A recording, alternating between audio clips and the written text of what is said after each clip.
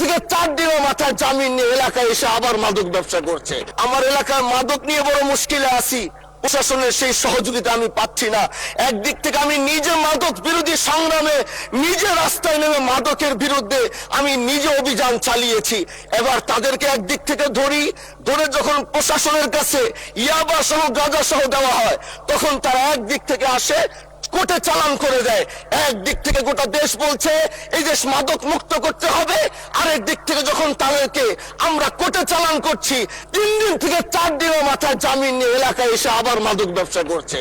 এই জন্য মাননীয় আইনমন্ত্রীকে বলবো, আপনি এই ইয়াবা গাঁজা যেই বড় বড় নেশাগুলো আমাদের দেশে বেশি সচরাচর চলছে, এই বিষয়ে আইনটাকে আরেকটু মজবুত যদি করবেন, তাহলে আমরা মনে করব আমরা এই দেশ এই সমাজটাকে আমরা হয়তো আগামীর বাংলাদেশ, আগামীর যারা যুবক, মাননীয় স্পিকার আপনার খারাপ লাগবে, যুবকগুলো গ্রামের তারা ধ্বংস হয়ে যাচ্ছে। আমাদের চোখের সামনে যখন একজন যুবক ধ্বংস হয়ে যায়, এটা অন্যরা মেনে নিতে পারলেও আমাদের পক্ষে মারা বড় কষ্ট হয়ে যায়। আমরা দেশটাকে বাঁচাতে চাই, আমরা আগামীতে ওরকম কিছু যুবক তৈরি করতে চাই যারা নেশা ধরবে না, তারা পড়াশোনা করবে, তারা দেশের জন্য ফিকির করবে।